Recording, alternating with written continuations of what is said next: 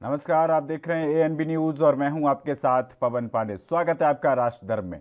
तो जम्मू कश्मीर में आतंकियों का निर्दोष नागरिकों को शिकार बनाने का सिलसिला जारी है। आज श्रीनगर के ईदगाह इलाके में आतंकी हमले में प्रिंसिपल और टीचर की गोली मारकर हत्या कर दी गई। आतंकियों ने स्कूल में घुसकर यह हत्या की और पिछले 5 दिनों में 7 नागरिकों की हत्या की जा चुकी है। कहा जा रहा है कि कश्मीरी पंडितों की घाटी में फिर से बसाने और उनकी संपत्तियों से कब्जा हटाने की कवायद के कारण ही आतंकी एक बार फिर उन्हें निशाने पर लेने लगे हैं। तो जम्मू कश्मीर के हालत को समझने वाले जानकारों का कहना है कि 70 मंत्रियों के दौरे और गृह मंत्री अमित शाह के दौरे से पहले ऐसी घटनाओं का बढ़ना एक तरह से केंद्र सरकार को चुनौती देने के समान है, क्योंकि केंद्र सरकार का यह कहना है कि वो विकास के रास्ते जम्मू कश्मीर में शांति और अमन चैन की बहाली की कोशिश कर रही है और कश्मीरी पंडितों की वापसी के लिए उन्हें सुरक्षा देने के वादे कर रही है। जानकार ये भी मानते हैं कि कहीं ना कहीं जम्मू कश्मीर में विधानसभा चुनाव में हो रही देरी से भी आतंकवादियों के हौसले बुलंद होने लगे हैं।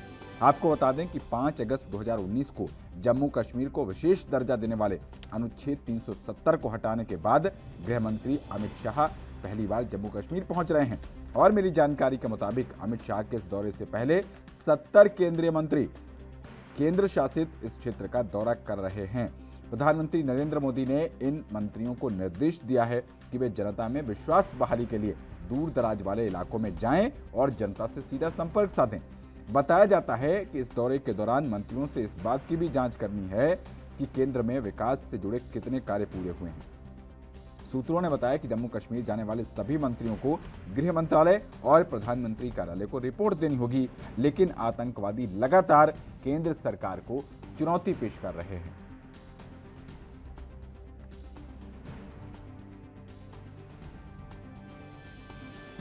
तो जम्मू कश्मीर में एक प्रिंसिपल और टीचर की उनके स्कूल में घुसकर हत्या कर दी गई और इसके बाद से पूरे देश में रोष व्याप्त है।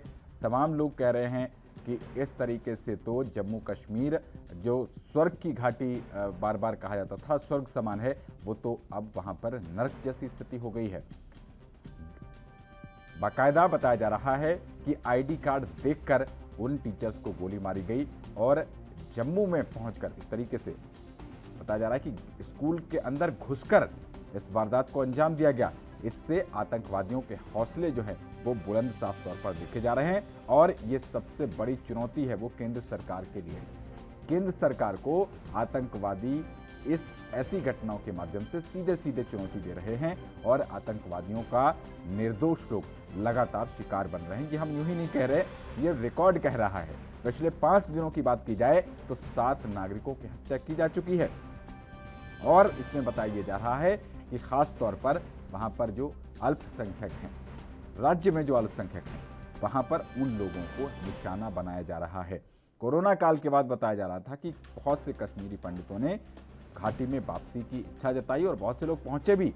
अब इसको लेकर आतंकवादियों के मंसूबों पर पानी फिरता हुआ दिखाई दिया और आतंकवादी अब बंदूक की भाषा पर आ गए और चुन चुनकर निर्दोष नागरिकों की जान लेने पर आमादा हो गए हैं और इसके लिए सबसे बड़ी चुनौती अब केंद्र सरकार की तरफ मानी जाती है, क्योंकि 5 अगस्त 2019 को जो विशेष दर्जा था अनुच्छेद 370 का वो हटा दिया गया और हटाने के बाद वहां पर मुख्य धारा में लौटने की बात कही जा रही थी, लेकिन उसके बाद से लगातार हालात जो है वो कंट्रोल से बाहर नजर आ रहे हैं। पिछले 5 दिनों में 7 नागरिकों की हत्या तो इसी बात की ओर इशारा कर रही है। वहीं विशेषज्ञों का ये भी कहना है कि ये तालिबान के आतंकियों के साथ तालमेल से इस तरीके की वारदातों को अंजाम दिया जा रहा हो और इस हमले का पूरा मकसद जो है वो कश्मीरी पंडितों में भय पैदा करना रहा है। ये भी बताया जा रहा है कि पीओके में फिर से कई आतंकी कैंप भी सक्रिय हो गए हैं और विशेषज्ञों का ये कहना है कि जैसे जैसे सर्दियां बढ़ेंगी वैसे वैसे इस तरीके की घटनाएं बढ़ सकती हैं।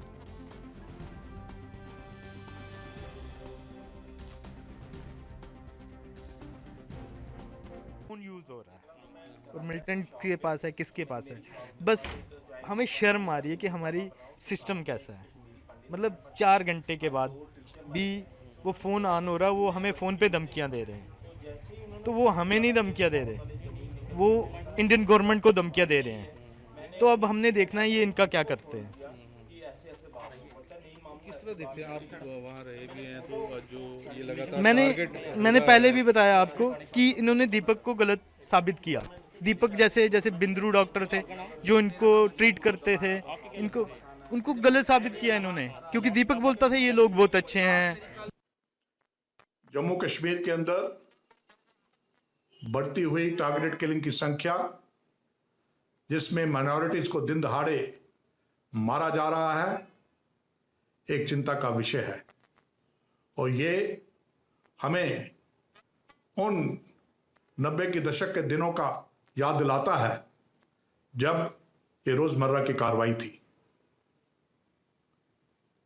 अभी नहीं लगता कि वापस वही दिन आएंगे, लेकिन अगर हम ये यकीन करना चाहते हैं कि वो दिन वापस ना आए तो सरकार को जल्द और जल्द ठोस कदम उठाने होंगे। दहशतगर्द अपना मकसद पूरा कर रहे हैं, उनको पब्लिसिटी चाहिए।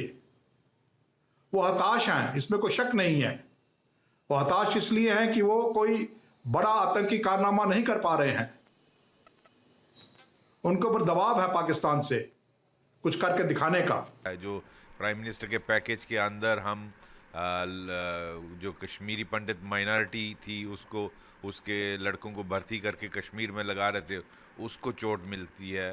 डेवलपमेंट और टूरिज़्म जो रिवाइव हो रहा था उस पे प्रहार होता है। तो एक क्लासिकल टेररिज्म है ये। तो अगर मैं भी DGISI होता तो यही करता जो आज के हालात हैं, क्योंकि टेररिस्ट के नंबर कम हो गए, उनकी लीडरशिप ख़त्म हो गई, उनके वेपन की उनको लाने में दिक्कत आ रही है। ऊपर से उनका मोराल बहुत हाई है इस वक्त अफ़गानिस्तान के। वो सोचते हैं कि हमने दुनिया को फतह कर लिया। तो ये सारी चीज़ें अगर आप कॉन्टेक्स्ट में देखें तो उनका है कि इसको जो ISI का एजेंडा है, रेडिकल इस्लामिस्ट टेररिज्म, वो उसको इम्प्लीमेंट करना चाहते हैं कश्मीर में, ताकि जो बची खुची भी माइनॉरिटीज़ हैं उनको भी वहाँ से भगाया जाए, चाहे वो सिख हो या कश्मीरी पंडित हो या दूसरे हिंदू हो या माइनॉरिटीज़। और जो इंडिया के फेवर में बोलता है उसको टारगेट करते हैं, चाहे मुस्लिम हो।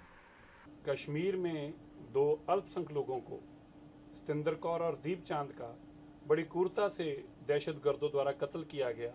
और उसके बाद शहीद गाजी स्क्वाड, द रेजिस्टेंस फ्रंट के नाम से जिन लोगों ने इसकी जिम्मेवारी ली और यह कहकर कहा कि हमने इसलिए मारा है क्योंकि इन लोगों ने देश की आज़ादी का प्रोग्राम उस स्कूल में 15 अगस्त को किया था। ये बड़ा ही दर्दनाक भी है। और ये माइनॉरिटीज़ के, अक़लियतों के खिलाफ उनको वहाँ से भगाने की एक बहुत बड़ी पाकिस्तान और उन लोगों द्वारा सुनिश्चित तरीके से किया गया एक काम है, जिसकी हम कड़े शब्दों में निंदा भी करते हैं। हमें इस बात का बहुत दुख और अफसोस है कि चुनकर आई कार्ड देखकर, आइडेंटिटी देखकर उन लोगों का पे हमला किया गया और उन लोगों को मारा गया। बहुत सुबह से हमारे सिंह सभाओं के, गुरुद्वारे के प्रधानों के फ़ोन आ रहे हैं जो इस चीज़ को लेकर चिंतित हैं कि जिस तरह का मोडस ऑपरेंडी अपनाई गई है, आने वाले दिनों में और भी खतरा जो है उन लोगों के ऊपर है। मैं देश की सरकार से भी आग्रह करता हूं कि हमारे वहाँ लोगों को सुरक्षा प्रदान कराई जाए। और मैं दुनिया भर के लोगों को ये कहना चाहता हूं, इस घटना की जोरदार शब्दों से निंदा होनी चाहिए ताकि कोई भी दहशतगर्द इस तरह माइनॉरिटीज़ के ऊपर हमला ना कर पाए। और ये जो स्कूल के टीचर्स के ऊपर हमला है, मुझे नहीं लगता कि इससे क्रूरता भरा हमला कभी भी कोई सोच भी सकता होगा, जिसकी हम कड़े शब्दों में निंदा करते हैं।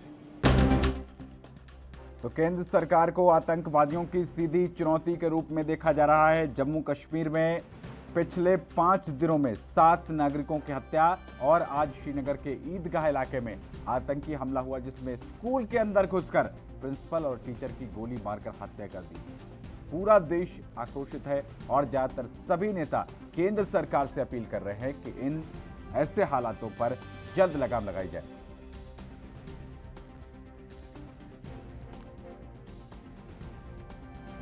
तो इस बीच एक बड़ी खबर आ रही है, तमाम दर्शकों को बता दें, लखीमपुर से एक खबर जहां मंत्री अजय मिश्रा के घर पर नोटिस चस्पा कर दिया गया है।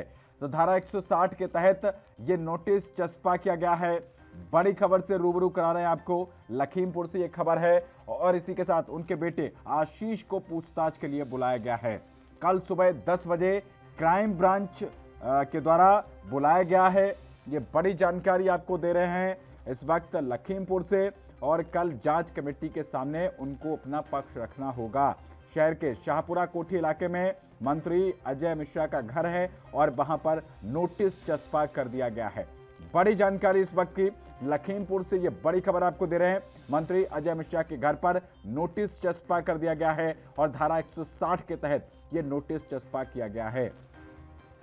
तो इस वक्त की बड़ी खबर, और मंत्री के बेटे आशीष मिश्रा को भी पूछताछ के लिए बुलाया गया है।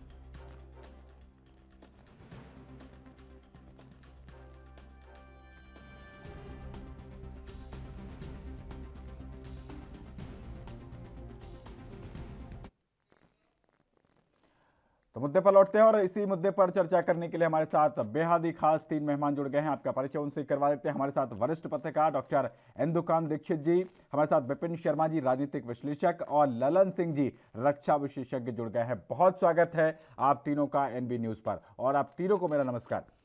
सबसे पहले आपसे शुरुआत करते हैं डॉक्टर इंदुकांत दीक्षित जी। जिस तरीके के हालात अभी बने हुए हैं, 1990 के दशक की याद आ रही है क्या सर, और इसका इलाज क्या?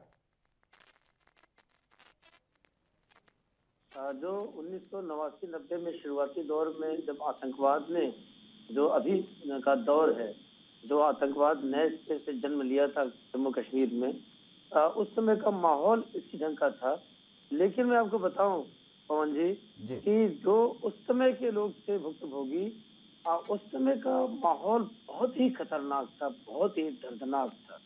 तो अभी जो तत्काल घटनाएं हुई हैं उसको सीधे तौर पे तो वैसे नहीं जोड़ा जा सकता है कि माहौल वैसा हो गया है, बट कोशिशें निश्चित तौर पे जो देश विरोधी ताकतें हैं वैसी ही कर रही हैं। वास्तव में देखिए, जब 370 5 अगस्त 2019 को उसको डिफ्यूज किया एक तरह से केंद्र सरकार ने, उसकी शक्तियों को क्षीण कर दिया, तो उसके बाद से जो अलगाववादी ताकतें थी जम्मू कश्मीर की, जो देश के साथ कहीं न कहीं जम्मू कश्मीर को अलग करने की बात सोचती रही हैं लगातार, और अपनी राजनीति चमकाने की कोशिश करती रही हैं, उन लोगों को भारी निराशा, और वो इस मौके की तलाश में है लगातार पिछले 2 वर्ष से कि किस तरह से वो फिर से अपनी राजनीति और अपनी जो भी उनकी रणनीति है उसको फिर से कैसे चमकाए। वहां पे आप देखें, वहां जितने अलगाववादी ताकतें थी वो बिल्कुल शून्य की ओर धकेल दी गई हैं इस केंद्र सरकार के एक्शन से, और जितने राजनीतिक दल जो अलगाववादियों और आतंकवादियों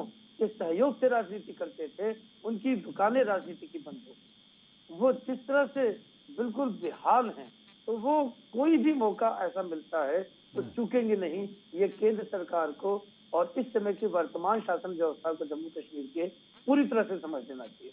अब चिंता की बात यह है, जो तत्कालिक कारण है, देखिए जिस तरह से स्कूल के अंदर घुस करके आतंकवादियों ने कायराना ढंग से 2 अध्यापकों को मारा, एक प्राचार्य को और एक अध्यापक को, और ये पहचान करके कि ये हिंदू हैं, ये इंडिकेट करने की कोशिश है कि फिर से यहाँ से माइनॉरिटियों को एक्सोडस करना पड़ेगा, हम भगा के छोड़ेंगे जो बचे हैं और जो आने की सोच रहे हो।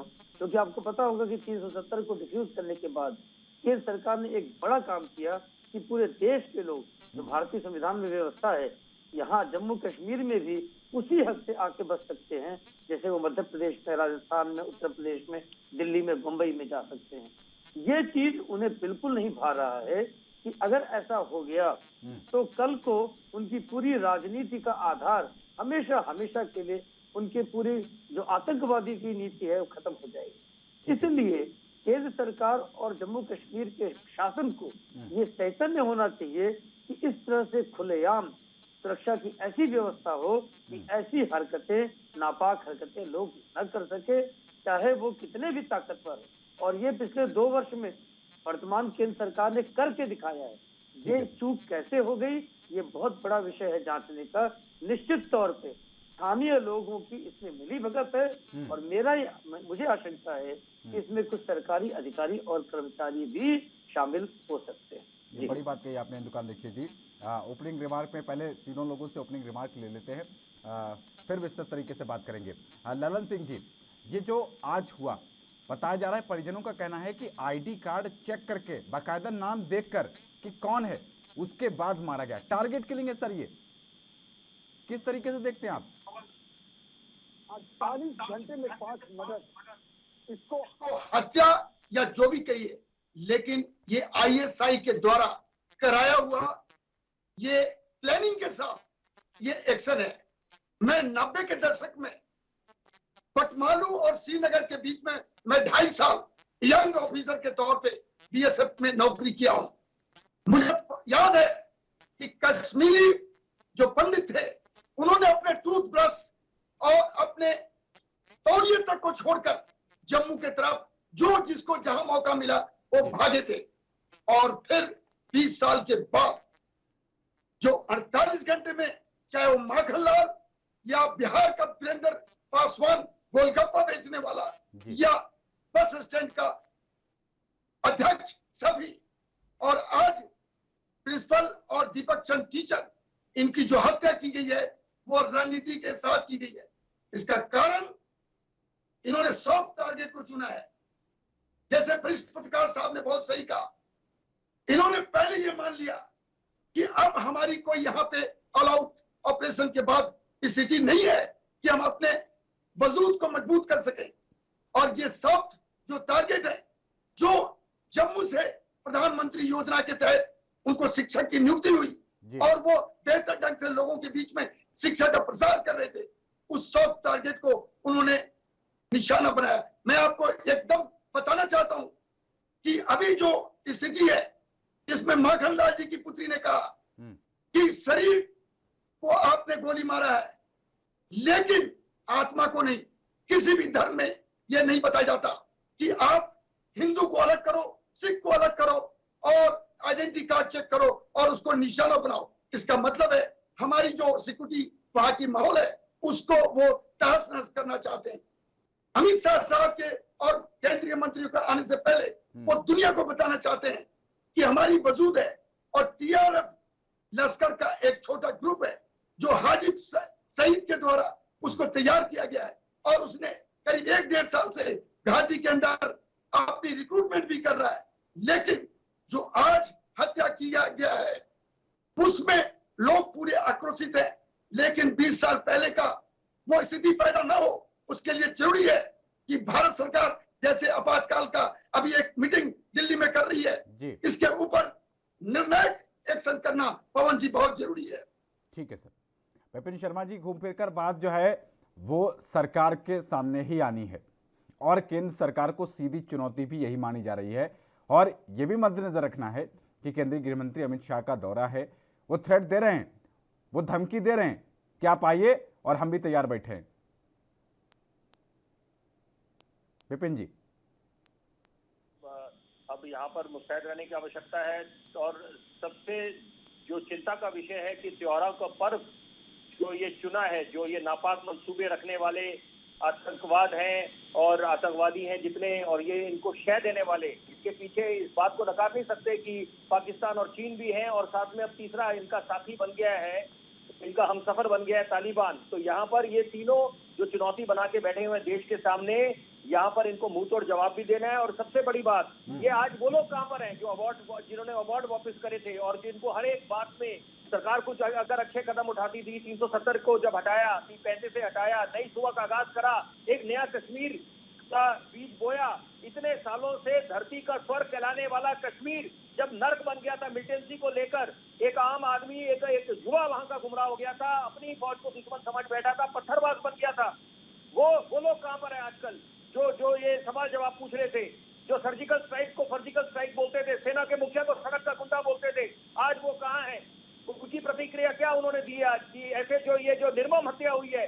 और इतने हम क्या ये समझाने की आवश्यकता है जब बोला जाता है कि जो टीचर्स या डॉक्टर्स हमारे सबसे नोबलेस्ट प्रोफेशनल्स हैं, नोबलेस्ट ऑफ ऑल प्रोफेशन बोला जाता है इनको, टीचिंग को, और इसको यहाँ पर टीचर और प्रिंसिपल की जब जिस तरह से निर्मम हत्या करी गई है, आज कहाँ पर है? यहाँ तो आक्रोश होना चाहिए कि ये क्या बात हो गई है हमारे देश में। और ये कितना दुखद है कि जहाँ पर जब बात करनी चाहिए कि हम लोग एक नए कश्मीर की बात करते हैं, युवाओं को फिर पटरी पे लेके आना है और विकास को तवज्जो मिलनी चाहिए। यहाँ पर गृह मंत्री का दौरा है, उसके पहले यहाँ पर जायजा लिया जा रहा है स्थिति का, ये जानने की कोशिश कर रहे हैं कि कैसे क्या विकास के कार्य अधूरे रह गए और जो एक सपना संजोया है आंखों में कि यहाँ पर हम धरती के स्वर्ग वही दौर दोबारा लेके आएंगे जब यहाँ पर पर्यटक भी आए और साथ में अर्थव्यवस्था भी मजबूत हो।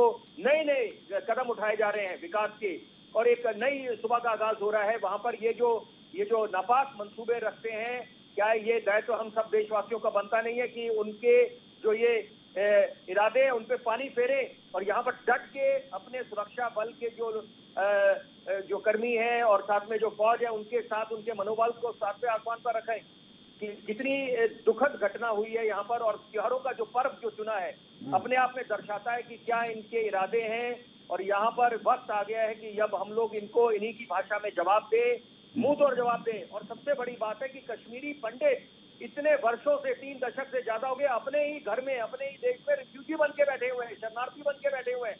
और वो लोग कहाँ पर हैं जिनको खामियां नजर आ रही थी नागरिक संशोधन कानून में, जो नागरिकता देने का कानून है, नागरिकता छीनने का कानून नहीं है, वहां पर भी विरोध हो रहा था उसका।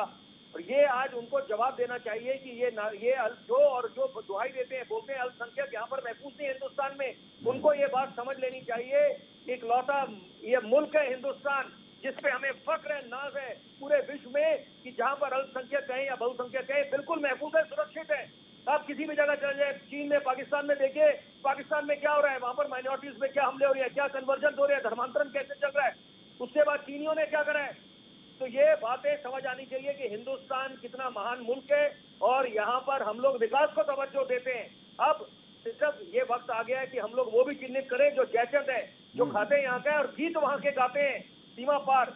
यहाँ पर चुनौतियों का भरमार है। कोरोना काल में हमने जी के देखा, LAC LOC पर दुश्मन हमारे अपनी चुनौती बना के बैठे हैं। तो ये क्या हम लोगों को समझाने की आवश्यकता है एक आम आदमी को और कुछ लोगों की बात मैं कर रहा हूँ कि जो आज भी हर बात पे सवाल जवाब को पूछते हैं कि पहले चीन को ले आइए, पहले पाकिस्तान को भी बीच में बैठक में बिठाइए।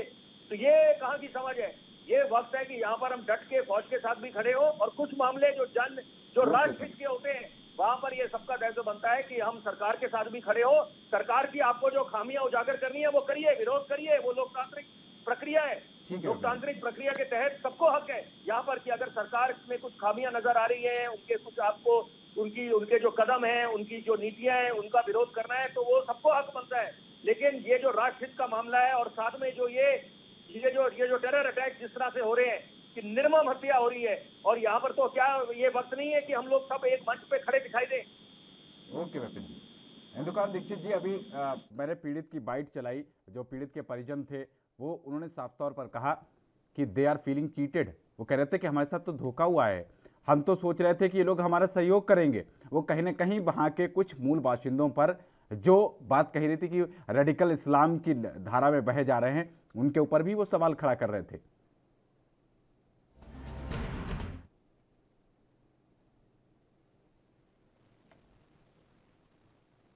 आतंकवाद का दौर वहां शुरू हुआ पाकिस्तान के इशारों पर, तो वहां पे बहुत सिलेक्टेड कुछ पॉकेट्स थे जहां पे लोग अपने कश्मीरी पंडित भाइयों के जाने पर कूद कूद कर रोते रहे और उन्हें जाने नहीं दे रहे।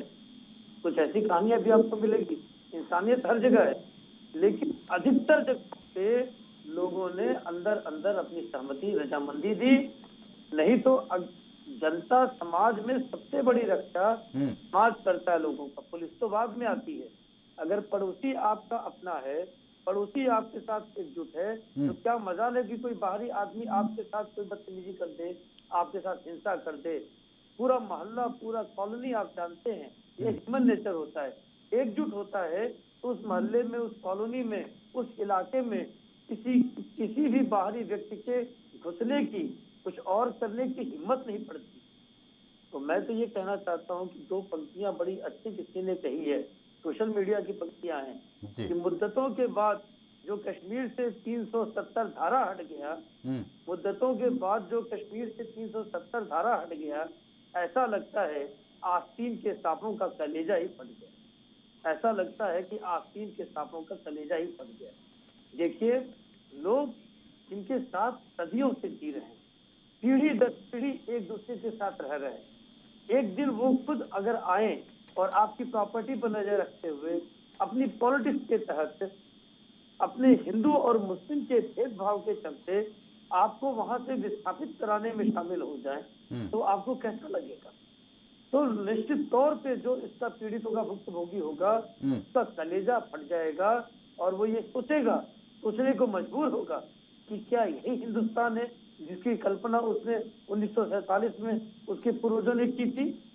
जिस तरह से आतंकवादियों ने चुन कर हिंदुओं को मारा है, पिछले 5 दिनों में 7 लोग मारे गए हैं, तो क्या कोई आवाज कश्मीर से बड़े पैमाने पर मजबूत आवाज, तो छिटपुट आवाजें आई हैं, ऐसा नहीं है कि साइलेंस है, लेकिन बड़े पैमाने पर इसके खिलाफ कोई विद्रोह हुआ नहीं हुआ। ये बहुत बड़ा यक्ष प्रश्न है हमारे कश्मीर के समाज के सामने कि ये अंदर की आवाज अगर इस कत्ले आम के खिलाफ नहीं उठेगी, अगर ये अंदर की आवाज नहीं आएगी, तो जिस गंगा यमुना तहजीब की बात हम करते हैं वो क्या सिर्फ हिंदुओं के लिए है? क्या वो सिर्फ कागजों पर है? क्या वो सिर्फ मेजॉरिटी हिंदू डोमिनेटेड एरियाज के लिए है, जहाँ पे मुस्लिम पॉपुलेशन अधिक है, जहाँ पे ईसाई पॉपुलेशन अधिक है, जहाँ पे अन्य धर्मों के लोग भी बहुसंख्यक हैं, वहां पे भी अगर ये बातें रहें तब तो आप कहेंगे गर्व से कि हम ऐसे हिंदुस्तान में रहते हैं, जो ऐसे कश्मीर में रहते हैं जो वास्तव में अपनी संस्कृति से, अपने विचारों से देश का मुकुट है, सिरमौर है, न कि सिर्फ कागजों में और दीवारों पे खुदी हुई इबारतों में ये मुकुट है देश का। जी ठीक है। ललन सिंह जी, मुझे याद आ रहा है आज जब हम इस टॉपिक पर बात कर रहे थे तो मेरे सहयोगी ने बताया था कि बेनजीर भुट्टो ने एक बार बताया था कि कश्मीरियों के अंदर मुजाहिदों का खून है और वो वही लोग इन लोगों से निपटेंगे, वही JKLF, वही जमात इस्लामी। आज ये कहाँ है? इनकी तरफ से क्या इनकी हालत हो रखी है वो देखा है? क्या इनमें छटपटाहट का ही नतीजा देखा जाए? ये सब कुछ खत्म हो चुके हैं और यही कारण है कि इन्होंने सॉफ्ट टारगेट को चुना है।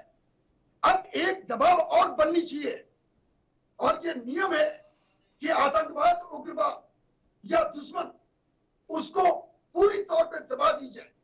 मैं एक चीज महसूस कर रहा हूं, जब 90 का दशक था तो 500 गज दूर पैदल चलना असंभव सा लगता था, बंकरें साइड में होती थी और हर कदम पे एक आहट का डर होता था कि गोलियां किधर से आएंगी। आज वो स्थिति नहीं है।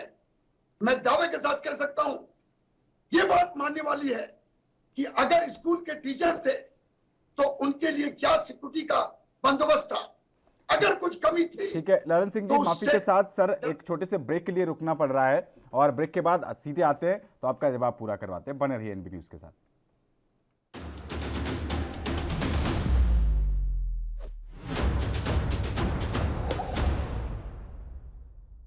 ब्रेक के बाद स्वागत है आपका राष्ट्र धर्म में। आज हम चर्चा कर रहे हैं कि कश्मीर में स्कूल में घुसकर ID कार्ड चेक करके आतंकवादियों ने 2 टीचर्स को गोली मार दी है और इसके बाद ये सीधे चुनौती केंद्र सरकार को देखी जा रही है क्योंकि केंद्रीय गृह मंत्री अमित शाह का दौरा होना है और इसी को लेकर हमारे साथ बेहद ही खास 3 मेहमान जुड़े हुए हैं। हमारे साथ राजनीतिक विश्लेषक विपिन शर्मा जी, रक्षा विशेषज्ञ ललन सिंह जी और वरिष्ठ पत्रकार डॉक्टर इंदुकांत दीक्षित जी जुड़े हुए हैं।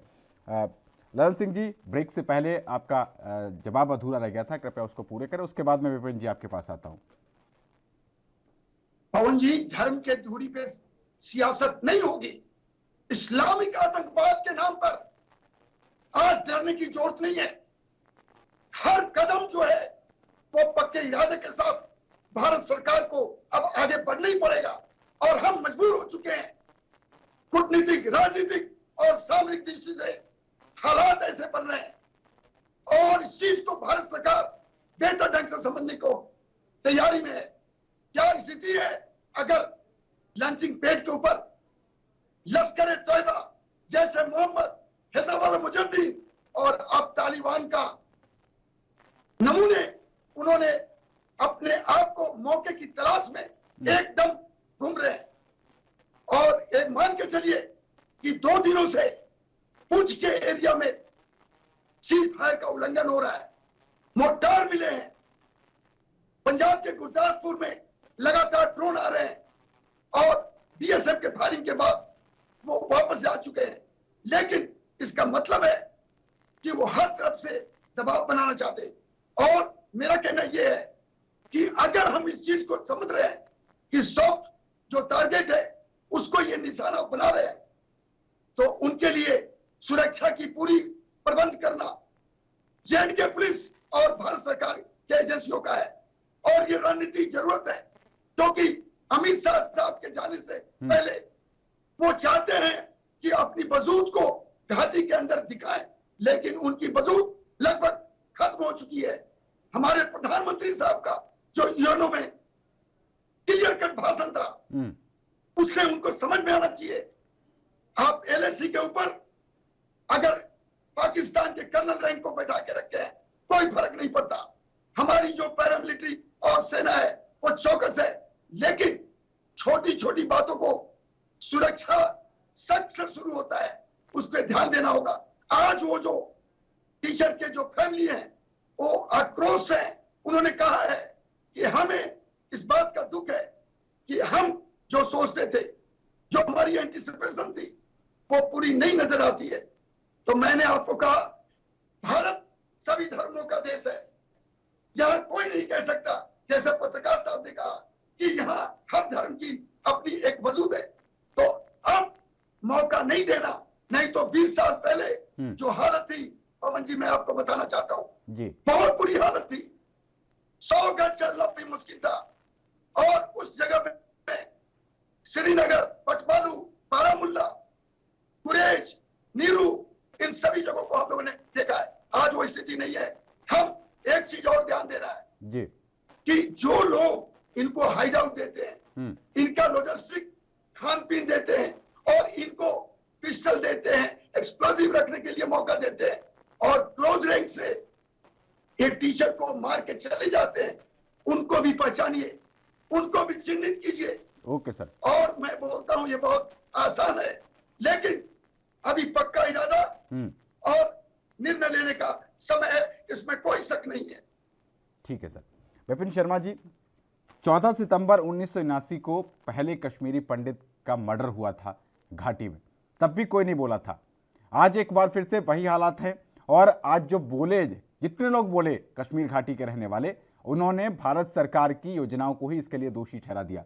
अब आप बताइए क्या लॉजिक है इनमें कि भारत सरकार की इस योजना की वजह से टीचर्स को मारा जा रहा है। और आपको तो विपिन जी, आपको तो विदेशी मामलों का भी बहुत अच्छा ज्ञान है। क्या यह भी बताया गया, मिलिट्री इंटेलिजेंस की तरफ से रिपोर्ट आई है कि वहां पर तो ISIS खुरासान की भी एंट्री हो चुकी है, तालिबान इफेक्ट भी है क्या सर इसमें? विपिन जी, कितना दुख होता है कि जब राजनीतिक दल के लोग, नेता जब दोहरे मापदंड रखते हैं, या कुछ जो बुद्धिजीवी हैं जिनको हम बहुत मान सम्मान देते हैं, वो जब दोहरे मापदंड रखते हैं, सिलेक्टिव क्रिटिसिज्म करते हैं, उनको आधा ग्लास खाली दिखाई देता है, हमेशा आधा ग्लास भरा नहीं दिखाई देता उन लोगों को।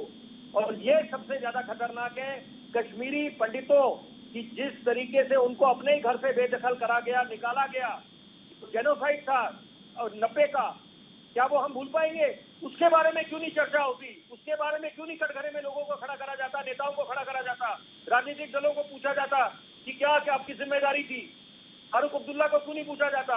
ऐसे तमाम नेता जो हैं जिनका, और देखिए किसका विकास हुआ इतने वर्षों से, इतने दशकों से, किसका विकास हुआ? क्या एक आम आदमी का विकास हुआ कश्मीर में? धरती का स्वर्ग कहलाता था, हमारे हिंदुस्तान का मुकुट है कश्मीर। हम लोग तो नहीं वहां गए।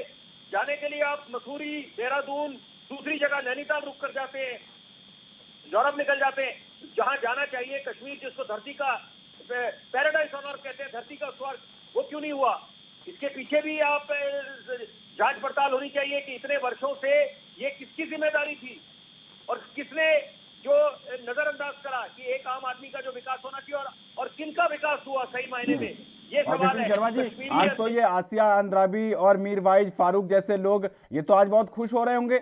इनके घर पे तो आज एक तरीके से, हमारे यहाँ नवदुर्गा का त्योहार स्टार्ट हुआ है आज से, लेकिन असल मायने में ये तो दिवाली मना रहे होंगे आज। मैं उस पे आना चाहता हूँ, मैं उसी बात पे आना चाहता हूँ कि यहाँ पर जो शय दे रहा है, आप स्लीपर टेरर मॉड्यूल सेल्स की बात करें, क्रॉस बॉर्डर जो इन्फिल्ट्रेशन होती है, या जो सीज फायर वॉल्यूशन होती है, क्योंकि दुश्मन तो हमारे बाद नहीं आएंगे।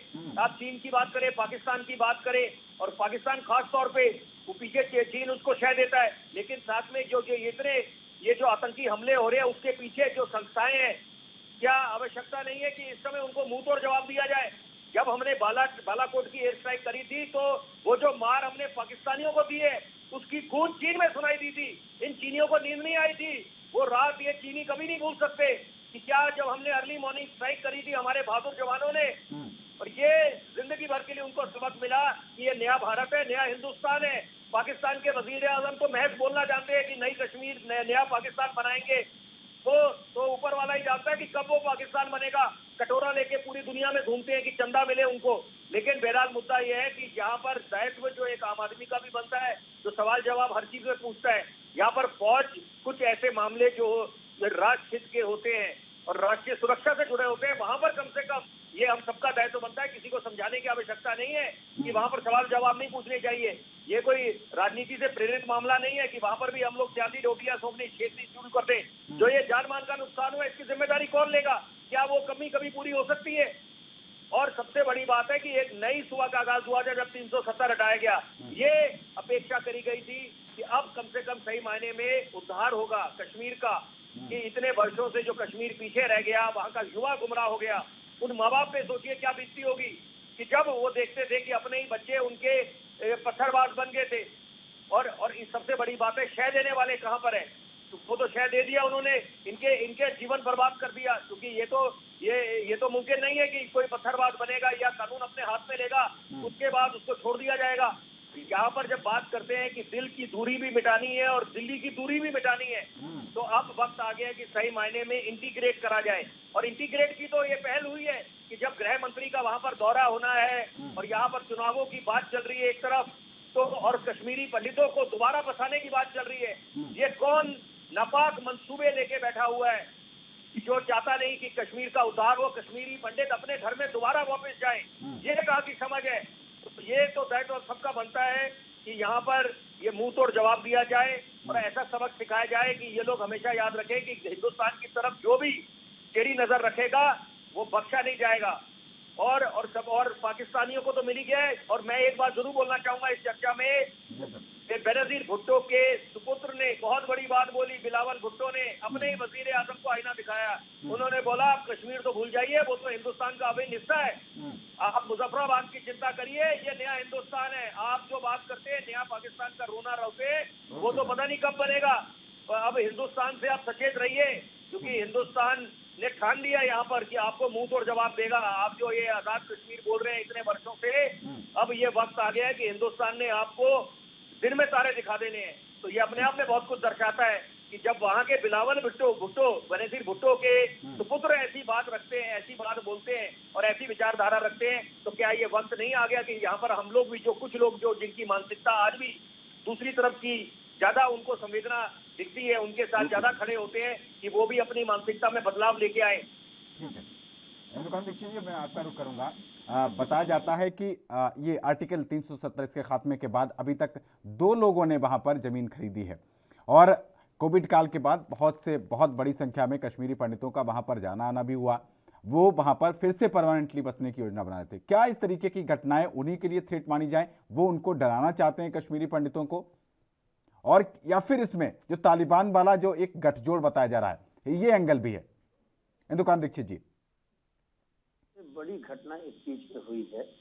आप देखें कि जिस तरह से केंद्र सरकार ने बिल्कुल परफेक्ट तैयारी करके 370 और 35A को डिफ्यूज किया और हटाया वहां से, कश्मीर से, जम्मू कश्मीर से, और वास्तविक मिलन जम्मू कश्मीर का भारत के बाकी हिस्से से करवाया।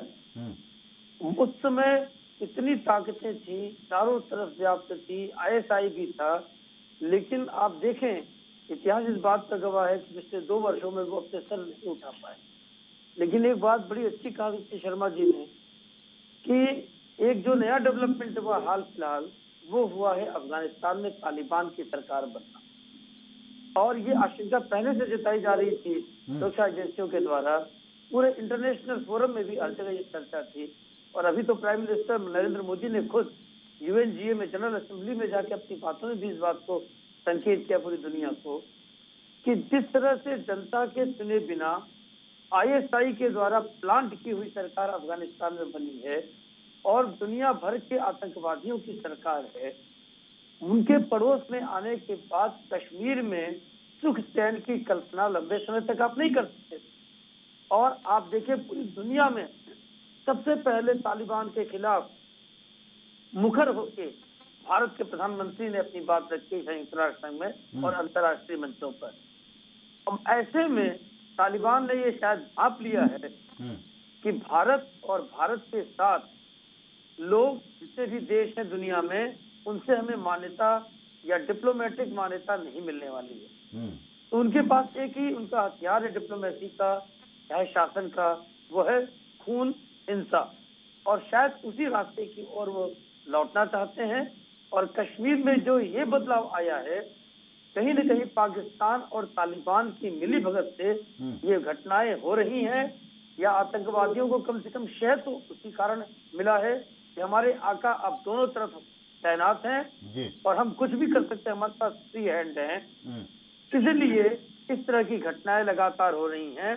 लेकिन जैसा ललन सिंह जी ने कहा है कि अगर सुरक्षा एजेंसियां और सरकार सतर्क हो जाए और सख्ती अपनाई जाए, किसी भी तरह के इसे ऐसे एलिमेंट्स को पकड़ लिया जाए और सूचनाएं पहले से खुफिया तंत्र को मजबूत करके प्राप्त की जाए, तो ये भी निश्चित तौर पर हमारी जो स्ट्रांग विल पावर है देश की सरकार की, और जिस तरह से चीजें सुरक्षा एजेंसियां लेके आगे बढ़ रही हैं, इन्हें रोका जा सकता है।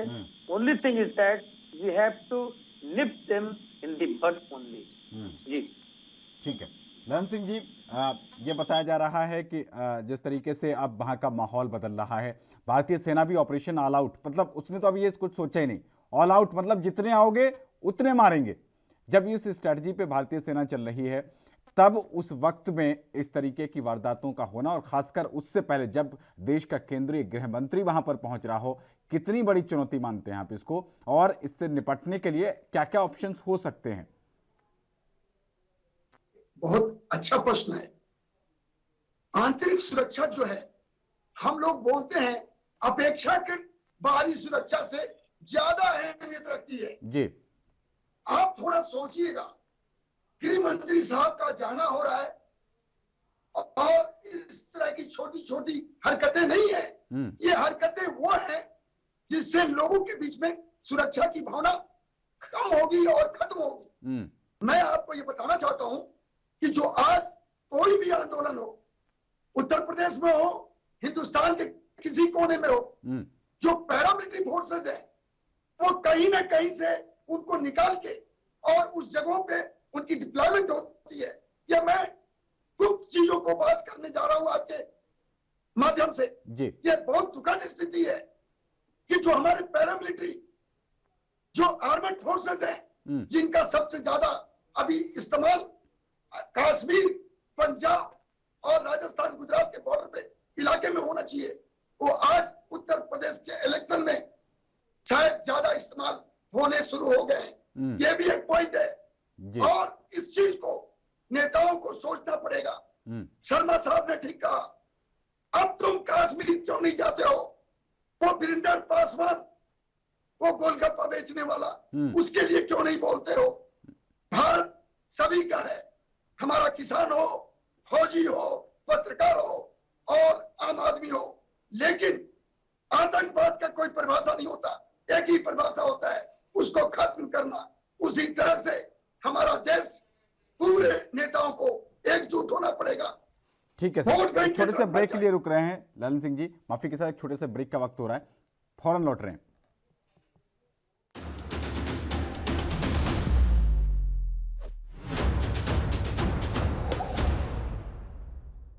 तो ब्रेक के बाद एक बार फिर स्वागत है आपका राष्ट्रधर्म में। आज हम चर्चा कर रहे हैं कि कश्मीर में जिस तरीके से आतंकवादियों ने निर्दोष निरपराध 2 शिक्षकों को निशाना बनाया है, इसने केंद्र सरकार के सामने एक बड़ी चुनौती पेश कर दी है, क्योंकि केंद्रीय गृह मंत्री अमित शाह का घाटी का दौरा है। और इसी पर चर्चा करने के लिए हमारे साथ बेहद ही खास तीनों मेहमान जुड़े हुए हैं। ललन सिंह जी, मजबूरी होती है थोड़ी, तो ब्रेक, कमर्शियल ब्रेक था, उसके लिए रुक जाना पड़ता है। आप प्लीज अपना सवाल जवाब पूरा करें। आईएसआई का जो चीफ है उसको कोर कमांडर बना दिया गया है, और वो अगले 2 महीने के अंदर ऐसा इंफॉर्मेशन है कि वो बाजवा का जगह एज ए पाकिस्तान आर्मी का सेना अध्यक्ष बन रहा है। आप सोचिए, इधर सीज फायर का उल्लंघन, इधर पूरे देश में स्लीपर सेल के द्वारा छोटे मोटे वारदात, और घाटी के और पंजाब के इलाके में ड्रोन के साथ टिफिन बम, एक्सप्लोजिव और हथियारों को गिराने का कोशिश, और सबसे बड़ी बात टीचर और उन लोगों को मारना जो बहुत सॉफ्ट टारगेट है। तो क्या स्थिति बन रही है, ये सोचने की बात है। और ये पूरा जो नेट है पाकिस्तान, चीन और तुर्की का, और अब तालिबान, उसका आपने एक बयान सुना है जी कि सोमनाथ मंदिर को जो तोड़फोड़ गजनी किया था वो योद्धा है। वो कौन सा योद्धा है? वो जो बयान है उसका मकसद है कि पाकिस्तान अपने तालिबान, अलकायदा और आईएसआईएस के माध्यम से, उनके समर्थन से कश्मीर के अंदर बहुत बड़ा आफत मचाने के सोच में है। तो हमारा जो सिक्योरिटी फोर्सेज है, हमारी जो भारत सरकार है, और हम आम जनता और हम सभी राजनीतिक दल एक साथ खड़े हो और बताएं कि हमारी विरासत क्या है। या फौज नहीं, हमारी आम जनता को भी इस बात के लिए एकदम तैयार होना है कि वोट बैंक अलग चीज है और देश अलग है। प्रजातंत्र में मूलभूत सिद्धांत हमें मिला हुआ है, ओके सर, लेकिन उसका नाजायज फायदा किसी को नहीं उठाना है। ठीक है सर। विपिन शर्मा जी, जब आज इन 2 टीचर्स की हत्या हुई है तब भी लगातार सवाल जो है वो हमारी तरफ उठाए जा रहे हैं, हमारी सुरक्षा एजेंसियों की फेल्योर की तरफ उठाए जा रहे हैं, और जब बुरहान वानी जैसे लोग मारे जाते हैं तब भी सवाल हम ही से उठाए जाते हैं। नहीं है तो और क्या है कि यहाँ पर लाल किले की प्राचीर से इस वर्ष जब राष्ट्र के नाम संबोधन में गणतंत्र आजादी स्वतंत्र दिवस के उपलक्ष्य पर प्रधानमंत्री ने बिल्कुल एक साफ संदेश दिया कि सबसे बड़ी चुनौतियां विस्तारवाद और आतंकवाद हमारे सामने पेश कर रहा है देश के सामने। विस्तारवाद जब प्रधानमंत्री ने जिक्र करा उसका, तो वो चीन की तरफ इशारा था, और आतंकवाद सीधा पाकिस्तान की तरफ इशारा था कि इतने वर्षों से हमने देखा कि जब यहाँ पर क्रॉस बॉर्डर टेररिज्म होती है, इन्फिल्ट्रेशन होती है, सीज फायर वायलेशंस होते हैं, और पहले एक कदम सरकार ने उठाया था जब नोटबंदी का कदम था, तो वो उस पे नकेल कसनी थी जो काउंटरफेट करेंसी पे। वो कुछ लोगों को शायद इस बात की ये बात समझ नहीं आई या गले नहीं उतरी कि क्या कारण था उसके पीछे। तो शायद अब ये कारण समझ आएगा कि सरकार की मंशा क्या थी। वही कदम जब सरकार ने एक पहल इच्छा शक्ति उन्होंने दिखाई और 370 हटाया, फिर नागरिक संशोधन कानून लेके आए, तो ये ऐसा प्रतीत होता है कि जो दुश्मन है, हमारे दुश्मन मुल्क है, वो उनके ये बात गले नहीं उतर रही। वो ये ऐसे विकास के कार्य देखना नहीं चाहते कि नई सुबह का आगाज हो हिंदुस्तान में। और सबसे बड़ी बात है, क्या ये भी किसी को समझाने की आवश्यकता है कि एक देश एक तिरंगा, एक देश एक संविधान, एक देश एक राशन कार्ड। यहाँ पर हम ये दोहरे मापदंड क्यों कर देते हैं? जब देश एक है तो सारी चीजें एक और एक स्वर में स्वर मिलाने की आवश्यकता है। कुछ मामलों में जब प्रधानमंत्री ने एक आउटरीच करी कि गुटकार गुट के नेताओं के साथ उन्होंने उनको न्योता दिया कि आप आए, बातचीत करते हैं हम लोग, संवाद की प्रक्रिया, वो दरवाजे खोले, तो क्या ये इसकी सराहना नहीं होनी चाहिए कि जब ये उसके साथ सबको इंटीग्रेट करके लेके आए, एक मंच पे लेके आए, उसमें किसका उद्धार होगा? हमारे देश का उद्धार होगा, कश्मीर का उद्धार होगा। और सबसे बड़ी बात है कि जो ये ओटीटी प्लेटफॉर्म के लिए एक नई आईटी रूल्स बने, नई आईटी पॉलिसी बनी, नया उसमें संशोधन हुए नए आईटी कानून में, तो क्या उसका स्वागत नहीं करना चाहिए? जो हेट स्पीचेस को प्रमोट करते हैं, सोशल मीडिया का दुरुपयोग करते हैं, और ये जो अटैक है खास तौर पे जो शिक्षकों पे हुआ है, जिनका हम लोग मान सम्मान करते हैं अपने गुरुओं का, और उनका जब ये ऐसा हुआ है तो ये इसको हेट अटैक बोला जाएगा। कि आपने जो चिन्हित कर कि ये देख कर कि कौन से ये समाज के कौन से तबके से आते हैं, कौन से वर्ग से इनका नाता है, तो वहां पर इसका मतलब क्या है? इसका मतलब बिल्कुल साफ है कि वो लोग एक समाज को बांटना चाहते हैं, और वो लोग जो लोग आज बात करते थे इतने वर्षों से कि अल्पसंख्यक महफूज नहीं हिंदुस्तान में, आज उनको आत्मपसंद करने की आवश्यकता है, गिरबान में झांकने की आवश्यकता है कि वो कितने कल थे और यहाँ पर हमारा देश कितना महान है, हम लोग देश को आगे ले जाना चाहते हैं। और उसी के साथ मैं एक और बात बोलना चाहूंगा, ये जो रोशनी एक्ट हटाया गया था, वो भी ऐसा लगता है कि कुछ लोगों को पता नहीं, उनको इसके मायने समझ नहीं आए कि रोशनी एक्ट को क्यों हटाया गया। यहाँ पर समय आ गया है कि हम लोगों को अपनी विदेशी नीति में भी बदलाव लाने की आवश्यकता है। जैसे अभी लल्लन साहब ने बोला कि आंतरिक सुरक्षा को तवज्जो देने की आवश्यकता है, विकास को तवज्जो देने की आवश्यकता है। ये निश्चित बात है, इसमें कोई दो राय नहीं होनी चाहिए यहाँ पर कि यहाँ पर अब सही मायने में जो सरकार की तरफ से पहल हो रही है, चाहे वो कश्मीरी पंडितों को दोबारा उनकी वापसी करने के लिए, उनको वहां स्थापित करने के लिए अपने ही घर में वहां पर, तो इसमें तो सबका दायित्व बनता है कि यहाँ सब लोग हम लोग पूरे दमखम से मैदान में उतरे, उनका समर्थन करें, उनको सहयोग दें। और यहाँ पर साथ साथ जो विकास के कार्य हो रहे हैं, जो एक सपना सजोया है, तो ये महज एक सिर्फ सरकार नहीं कर पाएगी यहाँ, जब तक कि हम सब लोग अपना योगदान ना दें।